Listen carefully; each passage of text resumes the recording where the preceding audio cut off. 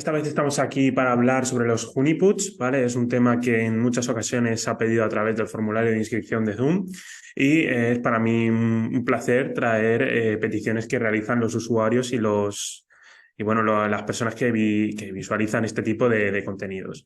Sin más, vamos a pasar a ver la tabla de contenidos, ¿vale? El índice de contenidos donde vamos a poder ver, bueno, pues todos los puntos que se van a tratar a lo largo de toda la presentación, ¿vale? Bueno, comenzaremos definiendo qué son los honeypots, ¿vale? Estoy seguro de que a lo mejor es un concepto que ya habéis escuchado o a lo mejor lo habéis escuchado más como señuelos en red o señuelos, ¿vale? Veremos cuáles son los objetivos de aplicar este tipo de términos o conceptos en torno a una infraestructura de red, ¿vale? Veremos cómo funcionan, cómo se comportan, los tipos de honeypots que tenemos dentro del marco de la ciberseguridad, ¿vale? Y además veremos cómo se pueden implementar. Ya veremos que es a través de software de terceros privados. Bueno, quizá hay alguno también que es de código libre o de código abierto, open source. Vale, bien. Continuaremos explicando un poquito cómo se relaciona con el software de supervisión, los riesgos que puede sufrir una organización si instala honeypots de forma descontrolada o sin mucho criterio. Y en última instancia tendremos un pequeño laboratorio donde podremos ver, ¿vale?, cómo generamos un honeypot en Kali Linux, ¿vale?, en base a una IP en concreto, la propiedad del sistema operativo y un puerto, ¿vale? Aquí simularemos que somos un falso servidor. Ya veremos a lo largo de la charla cómo se suelen implementar estos honeypots en servidores falsos para ver si hay atacantes que están dentro de nuestra organización y ver a qué tipo de contenidos quieren acceder, ¿no? Bueno, pues nosotros abriremos el puerto 80 y imaginaremos que estamos en un servidor de preproducción de una página web Apache, por ejemplo, en el cual un atacante quiere acceder y a la que intente acceder, en vez de ver esa página web que no es real, que no es un servidor real, verá un mensaje indicando que ha sido cazado.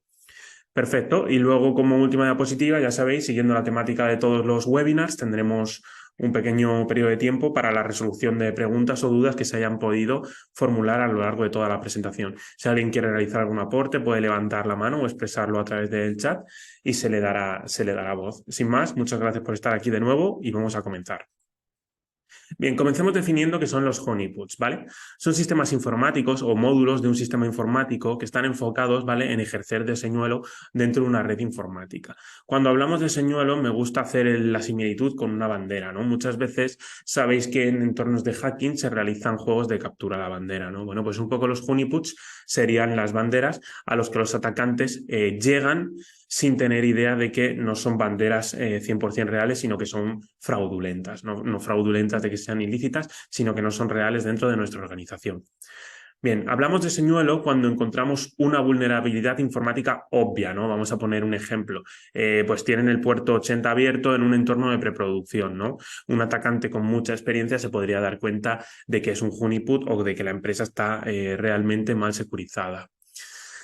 ¿Con qué objetivos se realizan este tipo de prácticas de implementación de los honeypots en entornos de red? Bueno, pues realmente se utilizan con el propósito de encontrar información de los atacantes que están dentro de nuestra organización, ¿no? Pues estamos teniendo unos logs que dicen que los atacantes acceden al puerto 80 o al puerto 22, están intentando conectarse por SSH, por Telnet, ¿no? Entonces podemos obtener esa información y ver si alguno de nuestros servidores reales se puede llegar a ver comprometido, ¿no? Porque está recibiendo peticiones a esa IP y a ese puerto en concreto. Bien, pues ese es el principal motivo por el que se utilizan los honeypots, ¿no? Es un poco como medida, ya no es una medida preventiva, sino es una medida meramente informacional. ¿Cuáles son los objetivos? Bueno, pues lo veremos también más adelante en la charla, pero bueno, por hacer un pequeño adelanto, los honeypots pueden alertar, ¿vale? Pueden detectar acciones maliciosas e informar al administrador de red sin interferir en ellas. Quiero decir, soy un falso servidor, estoy recibiendo una serie de ataques o una serie de peticiones maliciosas, no voy a intervenir, no voy a cortar la acción del atacante, ¿vale? Es importante que entendamos que un honeypot tiene que estar bien securizado, ¿no? Tiene que estar en otro segmento de red, que ese segmento de red no pueda pegar el salto, no pueda haber un movimiento lateral a otra VLAN, en fin, ¿vale? Hay que establecer un perímetro de seguridad donde vamos a meter ahí dentro ese honeypot con el fin de que los atacantes lleguen a él, ¿vale? Ya veremos en la práctica de laboratorio cómo, dependiendo de la herramienta, recibimos una información útil sobre ese tipo de ataque. meramente informacional, ¿vale? Obtiene información del atacante o atacantes, incluso de las acciones maliciosas que se están recibiendo o se están vulnerando. Ralentizar en gran medida los ataques que pueden realizar estos ciberdelincuentes, estos cibercriminales, ¿vale? Pongamos un ejemplo, un atacante llega a un honeypot. Ese honeypot, además de alertar e informar, ralentiza la acción del atacante, ¿no? Porque está, como hemos dicho, en otro segmento de la red, no puede realizar movimientos laterales, no puede hacer ping a IPs sensibles, no puede ver nada, no puede hacer un escaneo de puertos, ¿vale? Es un falso servidor. Ya veremos más adelante que no tiene por qué ser un equipo físico y destinar hardware, es decir, destinar recursos económicos de la empresa, ¿no? Veremos que se puede virtualizar. Y luego, pues puede ser que funcione como una combinación, ¿no? Puede alertar e informar, o puede informar y ralentizar, o simplemente puede ser una combinación de las tres anteriores, que es lo más común, ¿vale? ¿Cómo funciona? Bueno, pues tenemos en primera instancia un ataque, ¿vale? Y tenemos un emulador de vulnerabilidades que sería el honeypot, ¿vale? Ese ataque llega a ese emulador, que es el honeypot, y este último recoge los resultados, ¿vale? Los recoge y los manda a una base de datos. En el caso de que tengamos una infraestructura compleja, por ejemplo, en MySQL, pues podemos mandar esos logs a una tabla que se llame registros o alertas o vulnerabilidades, como nosotros lo queramos llamar, y que se vayan grabando en los diferentes registros de esa base de datos. O simplemente, en vez de una base de datos, que vea un sistema gestor de archivos, ¿no? Que se ha mandado a un servidor o en ese mismo honeypot se guarde un log. No es lo recomendable porque si el atacante tiene control total de ese honeypot y ve ese log, va a saber que está dentro de un honeypot y evidentemente va a cesar el ataque, o es posible que encuentre un movimiento lateral sencillo al ver ese log ahí. Bien, y luego tenemos la reacción ante el atacante o el ataque, ¿no? Nosotros, como nuestra organización, como nuestra empresa, pues puede a lo mejor reaccionar de alguna forma, ¿no? Ya sea notificando al atacante a través de su IP, ya sea colgando en un repositorio de IPs maliciosas la IP de este atacante, o simplemente se quede esa información a nivel local y se trabaje con ella. Bien, ¿sabéis que los honeypots se utilizan en empresas con el fin de auditar la seguridad de los sistemas informáticos? Normalmente, cuando se realizan auditorías, se llama un equipo de Blue Team, ¿vale?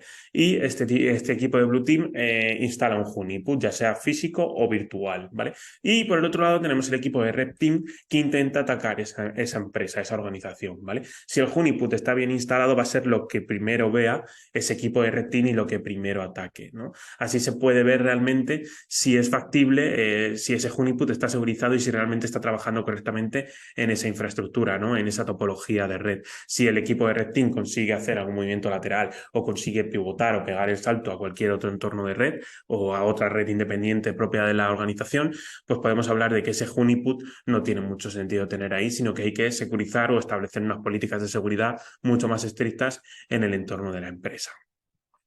Bien, ¿qué tipos de honeypot existen? Bueno, pues existen los de producción, como hemos hablado antes, y los de investigación, ¿vale? Los de producción tienen como objetivo entender el por qué se ha realizado un ataque a un sistema en concreto y cómo protegerlo, ¿vale? Son los que se utilizan en entornos reales, en entornos de producción o incluso de preproducción, ¿vale?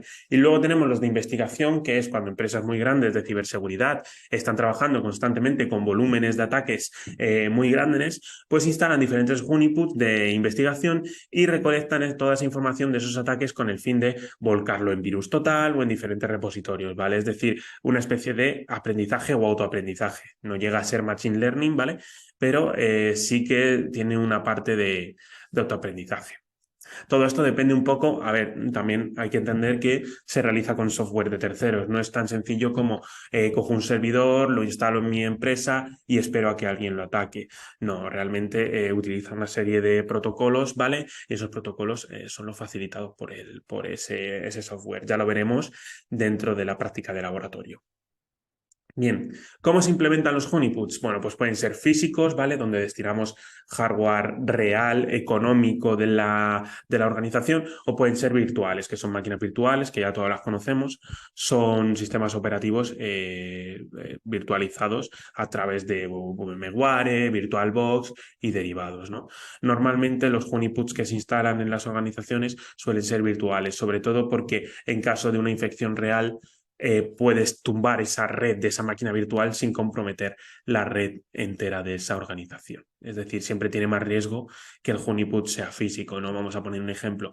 Nuestro honeypot es físico, consigue llegar a algún atacante y ese atacante es capaz de pivotar. A nosotros queremos evitar ese pivotaje, tiramos de esa conexión de red de ese equipo y es posible que simplemente el atacante desaparezca o es posible que afecte a toda la red de nuestra organización, ¿vale? Entonces, no es lo mismo como eliminar una máquina virtual o tumbar una máquina virtual o tumbar la interfaz de una máquina virtual, ¿vale?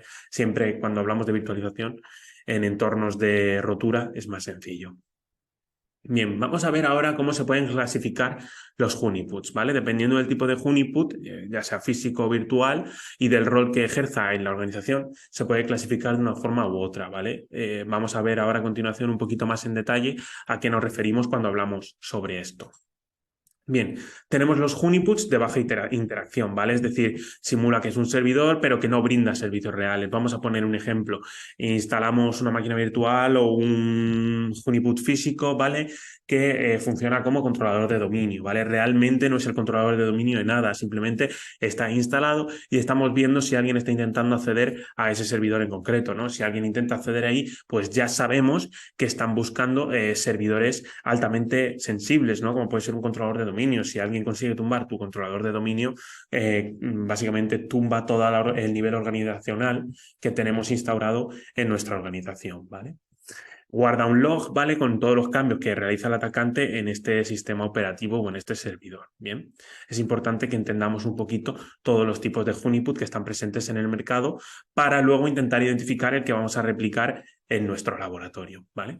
Y tenemos el de alta interacción, ¿vale? Es una copia física, esto es importante entenderlo, es decir, es una réplica exacta a nivel de hardware, ¿vale?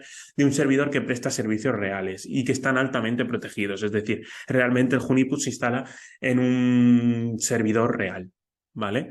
Es de ahí importante que este servidor real esté protegido. ¿Qué ventajas tiene respecto a los de baja interacción? Bueno, pues que al estar interactuando con la organización en sí y el atacante recopila mucha más información, ¿vale? Y es mucho más sencillo que se informe al administrador de red. Vamos a poner un ejemplo, no vamos a tomar las mismas precauciones en un honeypot que sabemos que no es real que de uno que sí que es real, ¿no? Evidentemente, a nivel de práctica como tal, aunque es mucho más sensible el servidor real, siempre vamos a obtener un análisis más verídico de lo que está ocurriendo en nuestra red a nivel de ataques en materia de ciberseguridad. Baja interacción en el lado del servidor, ¿vale? Luego veremos que también hay en el entorno del cliente, pero bueno, vamos a empezar con este. Bueno, pues es un software, ¿vale? Que imita ser un servidor o un servicio, ¿vale? Servicios de red, ya conocemos servicios de red, ¿vale? Como puede ser un servidor de NES, un servidor de HCP, en fin, todos estos que brindan algún tipo de servicio a la red, ¿vale? Son fácilmente detectables por los atacantes, puesto que los atacantes intentan realizar escaneos de puertos con EMAP, realmente sniffers de paquetes de red, por eso son muy sencillos de identificar de cara a los atacantes, ¿vale? Realmente su capacidad de interacción es bastante limitada, ¿no? Porque brinda los servicios a una organización y no se extrapola de ahí. Es realmente el atacante el que intenta realizar la conexión, no el servidor con el atacante. Entonces, se suele utilizar para detectar ataques que son automatizados, ¿no? Es decir, infección de malware, un malware que se quiere ejecutar en un servidor con el fin de recopilar información, un spyware. Bueno, pues todo eso se utiliza se puede recopilar toda esa información con los honeypots de baja interacción en el lado del servidor. Bien, baja interacción en el lado del cliente. Como hemos mencionado antes, vamos a profundizar un poco ahora en él. Bueno, pues son conocidos también como Honey Clients, ¿vale? Son programas que emulan el funcionamiento de los distintos navegadores. Es decir, TrueCase es como un navegador totalmente normal, ¿vale? Es decir, tienes desde su barra de búsqueda URL, desde sus marcadores, desde sus favoritos hasta sus recorridos, ¿vale? Estos registran diferentes ataques maliciosos en entornos de webs, ¿vale? Como pueden ser cookies de seguimiento, el click hacking, que si no sé lo que es una técnica en que consiste en falsificar el funcionamiento de una web con el fin de conseguir que un usuario haga clic en algún elemento de otra web que puede ser totalmente diferente, ¿no? Esto hoy está muy de moda para conseguir likes en Instagram, likes en Facebook, incluso acortadores de URLs que proporcionan dinero a empresas o terceros, ¿no? Ya incluso a este tipo de prácticas se le podría considerar para otro tipo de webinar, ¿vale? no suponen ningún tipo de seguridad, ningún tipo de problema de seguridad para el usuario, ¿vale? Este software está altamente protegido y nunca un usuario va a poder sufrir una infección a través de este tipo de honeypot, ¿vale? Los más conocidos son esos que tenéis ahí, ¿vale? Hunifi, ¿vale? Que, bueno, pues es el conjunto de Visual Engine y Analysis Engine. Y luego, por otro lado, tenemos Monger Spider y Phonice. Realmente hay muchísimos en el mercado, ¿vale? La gran mayoría de estos son de pago, ¿vale?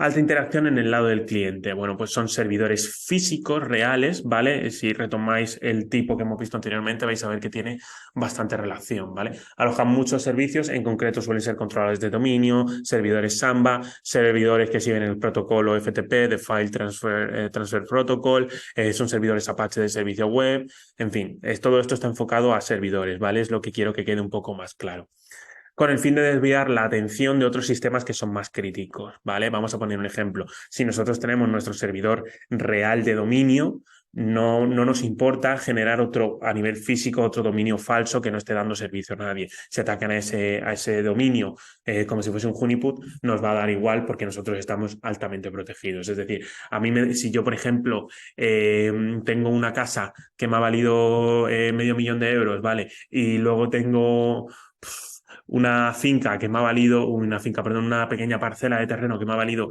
2.000, 3.000 euros, vamos a poner un ejemplo, de elegir entre que me entren a robar entre la casa de medio millón o la finca, pues, o el trozo de parcela, pues prefiero a lo mejor que entre en el trozo de parcela y veo qué persona es y ya me quedo con su cara para que no entre en la mía, ¿vale?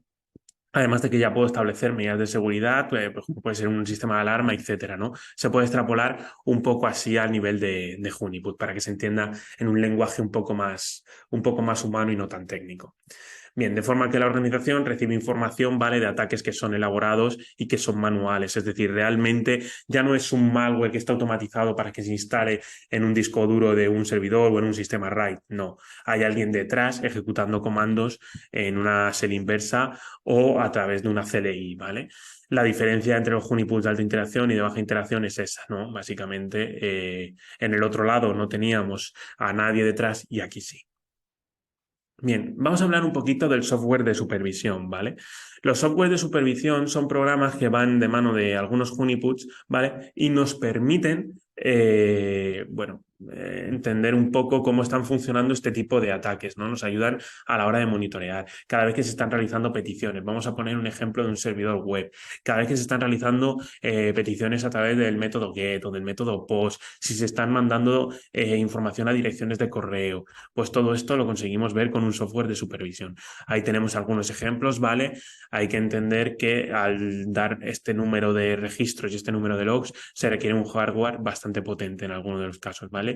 Y aquí sí que no he encontrado ningún software de supervisión que sea gratuito o open source. Tiene sentido, ¿no? Porque realmente un programa que sea open source y gratuito como software de supervisión sería un problema de ciberseguridad bastante grande para aquella persona que se lo instale. Vale, ¿cuáles son los riesgos de los honeypots? Bueno, realmente esto es aplicar un poco la lógica, ¿no? Si trabajamos con honeypots que no son seguros y encima son a nivel físico, son de tipo físico, evidentemente estamos comprometiendo la red física de nuestra organización, ¿no? Ya sea a través de un movimiento lateral o de un pivotaje que se pueda hacer a un nodo que es todavía más inseguro que ese servidor, ¿vale? Esto ocurre sobre todo cuando se instalan en entornos que no están securizados. Muchas veces la gente confunde y dice, un honeypot me prevé de que me ataquen realmente porque de atacar van a atacar al honeypot. Realmente no tiene por qué ser así. Pueden acceder al honeypot, hacer un escáner de puertos, ver que hay otra IP que tiene X puerto abierto, realizan una petición y si ese puerto no está securizado, no hay un firewall de por medio o algo que lo corte, evidentemente va a caer el otro servidor, ¿vale? Entonces es importante instalar este tipo de honeypots con cabeza. Bien, y ahora sin más, pues vamos a pasar a elaborar un laboratorio, ¿vale? En el que vamos a instalar un honeypot, ¿vale? Como un falso servidor Apache. Entonces, para ello, dejadme un segundito que voy a compartir VMware, ¿vale? Perfecto. y voy a desplegar esta máquina de Kali Linux y también voy a desplegar esta máquina Windows 10 cliente que va a ser con la que realicemos esa petición y como si fuese un atacante en un entorno local, ¿vale? Vamos a suponer que este es el honeypot, ¿vale? El Kali Linux es el honeypot y el atacante ha llegado ahí y en el momento, y el atacante va a ver que tenemos el puerto 80 abierto, ¿vale? El puerto 80 es el relacionado con los servidores web cuando no hay cifrado, entonces podríamos estar en un entorno de desarrollo de preproducción, ¿vale? Entonces, para realizar esto, ¿qué tenemos que hacer? Bueno, pues primero tenemos que hacer uso de una herramienta que es open source, ¿vale? Que podemos descargar de forma gratuita desde Internet. En mi caso lo tengo en descargas, ¿vale? Lo tengo en Home, Kali, descargas, ¿vale? Voy a limpiar la consola para que no se acumule nada. Y el programita es este, es Pentbox 1. En la versión 1.8. Está programado en Ruby, ¿vale? Entonces para ejecutarlo tenemos que tener instalado Ruby y tener agregado Ruby al patch en nuestro sistema operativo, ¿vale? Simplemente ejecuto esta instrucción. Bueno, ahora no ha funcionado. Vale. A ver. Dejadme un segundito porque está dando un error de carga. A ver qué IP tengo aquí. IP ADDR. Vale. Dejadme un segundito porque he estado tocando antes las configuraciones de las máquinas virtuales y es posible que sea debido a un fallo de red. Vale, un segundito. Le indico que sí. Y vale, vamos a decir que esto, nada. Aplicamos y OK. Vale. Guardamos la configuración. Indicamos OK. Y voy a borrar esto aquí y voy a hacer otro ls-l. Vale, bien, como veis... vale, perdonadme. Es que estoy intentando ejecutar un directorio. Perdonadme, es que ya no me he fijado ni en el color del directorio. Tenemos que entrar en el directorio que es Pentbox, ¿vale? Y aquí sí, dentro de aquí tengo tengo el ejecutable como tal que se hace con rubypenbox.rb, ¿vale? RB es la extensión que tienen los scripts en Ruby. Bien, esta funcionalidad tiene distintas funcionalidades, ¿vale? No las vamos a explorar todas. En este caso vamos a utilizar las de Network Tools, ¿vale? Y vamos a utilizar las del honeypot, ¿vale? Como veis, hay incluso para ataques de distribución, o sea, ataques de DOS, ¿vale? En este caso nos interesa el honeypot, pulsamos la opción 3 y no hay que hacer caso a esa advertencia que te dice que debes ejecutar Penbot con permiso de root porque nosotros estamos ya en nuestra terminal de root, ¿vale? Se puede establecer una configuración manual, ¿vale? Que es la que vamos a hacer nosotros. El puerto que vamos a abrir, bueno, pues como vamos a hacer una simulación de que estamos en un entorno de preproducción de desarrollo de un sitio web, pues vamos a utilizar el puerto 80 que es el que se suele utilizar, ¿vale? El mensaje falso que vamos a mostrar, pues podemos poner te hemos cazado, por ejemplo, ¿vale? Y te pide si quieres guardar algún log con la información que te va a dar del intruso. Le vamos a decir que no, nosotros la queremos ver de forma en consola porque es una pequeña práctica de laboratorio. Y si quieres que active el método beep, ¿vale? Que es un método de un pitido, como si fuese un pitido de una placa base parecido, para cuando se realicen intrusiones, ¿vale? En mi caso voy a decir que no quiero que esto se ponga a pitar como un loco. Y como veis, ya está activado. Perfecto. Pues para ver que el honeypot está correctamente funcionando, vamos a irnos a nuestro navegador favorito, ¿vale? Perfecto. Y vamos a poner la dirección IP 168.13.25, creo que era la IP de nuestra otra máquina. Dejadme un segundito que lo compruebo, ¿vale? Voy a abrir una nueva terminal en root, aunque sea, o bueno, en el usuario Kali, IP ADDR, y efectivamente en la 13.25. Vale, perfecto. Pues ya desde aquí hacemos la petición al puerto 80. Imaginemos que alguien, un atacante, ha hecho un escáner de puertos con Nmap, como hemos mostrado en otras ocasiones, y ha visto que el puerto 80 está abierto. Va a intentar acceder para ver qué sitio hay ahí o qué hay alojado ahí. Y bueno, como veis, los caracteres los coge un poco extraños porque no están codificados en carácter Unicode, pero automáticamente lo muestra. Te hemos cazado. Y si nos vamos a la parte de Kali Linux, si me dejáis un segundito y que minimice esto, bueno. Ahora ya está. Vale, perfecto. Vais a ver que da un poco toda la información. Es que se ha detectado un intruso proveniente de esta IP. Ya podemos ver en qué nodo se encuentra el atacante, ¿vale? Y supervisar ese equipo en caso de que sea un honeypot real. En este caso, como es un honeypot falso, pues no sería falso. Vemos, no sería necesario. Vemos el puerto, el tipo de petición que se ha realizado, ¿vale? El agente que se ha utilizado, el sistema operativo, vemos que es un Windows 10 de 64 bits. En fin, vemos la versión de Chrome o de Safari si fuese, te da información que es aproximada, ¿vale? Te da un poquito más de información en detalle sobre la petición que se ha realizado y como veis te lo muestra en dos partes, ¿vale? En este caso, esto quiere decir que el método get han querido acceder, por así decirlo, a un elemento, un favicon, ¿vale? Que es la imagen de ese sitio web. Simplemente da un poquito de información, pero como veis no da nada, nada que sea realmente concreto. Es un software que es libre, ¿vale? Que es open source. Entonces, si quisiésemos hacer un honeypot más elaborado, a lo mejor que diese información de geolocalización y demás, pues bueno, existen otras herramientas en el mercado que tienen un precio y que hay que pagar si queremos utilizarlo. Simplemente esto es una pequeña prueba, ¿vale? Esto es un honeypot que, bueno, que es un poco de juguete, ¿no? Esto es a modo auditoría. Existen honeypots mucho más avanzados que, como digo, se pueden realizar y que se pueden implementar con un software de monitorización y demás, pero que tienen un costo bastante elevado. Simplemente puede estar enfocado para empresas con un alto poder adquisitivo, ¿no? Entonces, o si realmente alguien que quiera realizar un honeypot en su casa, pues bueno, busca una herramienta como esta o busca una quizá un poco más compleja, pero que sea gratuita, ¿vale?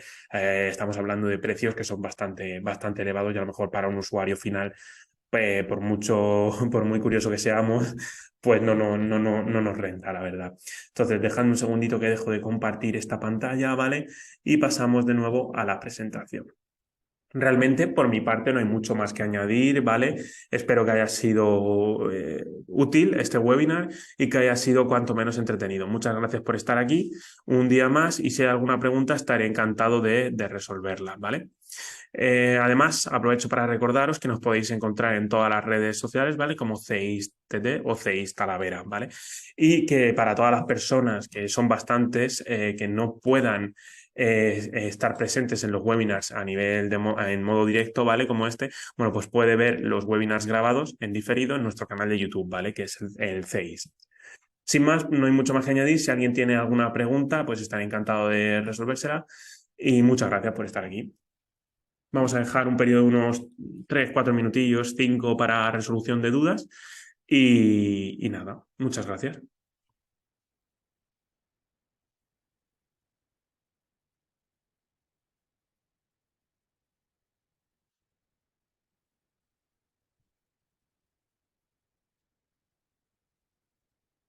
Sí, mira, te lo digo, Daniel. El Honeypot que yo he utilizado de prueba tienes que tener Ruby instalado, como te he dicho, y el programa es este de aquí. De todas formas, si lo necesitáis, podemos dejar algún enlace en YouTube para que lo descarguéis. Se descarga una página que es muy conocida, creo que es opensource.org o algo así. Lo tenemos en la carpeta de descargas, ¿vale? Y si nosotros listamos aquí, el programa en sí es Penbox, ¿vale? Ahí existen diferentes versiones, yo descargué la más actual, aunque ya lleva meses sin actualizarse este programa. Y nada, viene en entorno, está tanto disponible para entornos de Windows, ¿vale? Como para entornos de Linux. Yo estoy más acostumbrado a trabajar con Linux porque en el grado fue lo que más toqué, la verdad. Entonces lo instalo todo en Linux. De todas formas, como veis, viene comprimido, es tan sencillo como descomprimirlo, entrar en la carpeta y ejecutarlo. Importante tener instalado Ruby. En Windows tendréis que instalarlo de forma manual, pero en Linux se instala con cualquier instalación de un repositorio, ¿vale? Si hacemos el apt-get y el apt-upgrade y el update, se instala Ruby automáticamente en su última versión. ¿Se puede realizar esta acción en un celular, el ataque o testeo? Realmente, si ese celular está en esa misma red, ¿vale? Tú puedes simular que el ataque venga de un móvil, de un celular. El tema de instalar un honeypot como si fuese un celular, existe una herramienta que se llama Metasploit que se puede descargar desde la Play Store. No sé si tu sistema operativo es Android o si es otro tipo de sistema operativo, ¿vale? Y se puede emular un sistema Linux en ese mismo Android. A ver, realmente lo que hay debajo de un Android es un Linux, ¿vale? Entonces sí se puede hacer esta misma práctica en un teléfono móvil.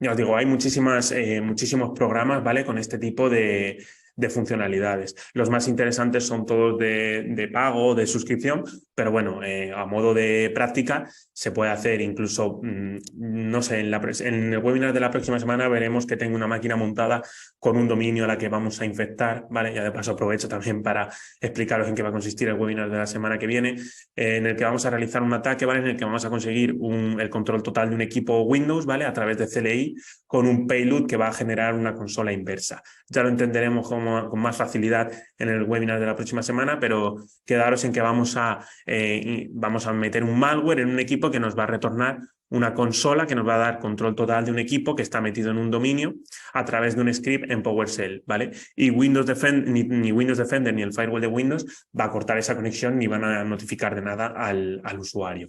Es un poco la continuación del webinar que tuvimos de hacking. Este sería un poco hacking segunda edición. Entonces, sí, esa sería la respuesta. Puedes descargar esta aplicación de Metasploit y ejecutarlo en un teléfono Android. En Apple no sabría decirte, la verdad, porque al ser un software más restrictivo, al ser un software más privado, es importante. ¿Los nombres del software los puedes compartir? Sí, déjame un segundito que te lo pongo por aquí por el chat, ¿vale? Metasploit, ¿vale? Además, Metasploit tiene muchas otras funcionalidades a nivel de hacking ético y demás, ¿vale? Y luego, este de aquí tenemos Pentpost, que es el del Honeypot, ¿vale? En la versión 1.8. Esos son los nombres de los programas que se pueden utilizar tanto en Android como en este caso en Linux o en cualquier otro sistema operativo. Vale, y sin más, pues si no hay ninguna otra pregunta, de verdad, muchísimas gracias por estar aquí. Es un placer ver nombres y caras ya que me suenan de haberlo visto en otros webinars y es un placer para mí dar estas pequeñas charlas. Muchas gracias a todos y espero que nos veamos en el próximo webinar. Muchas gracias. Nos vemos.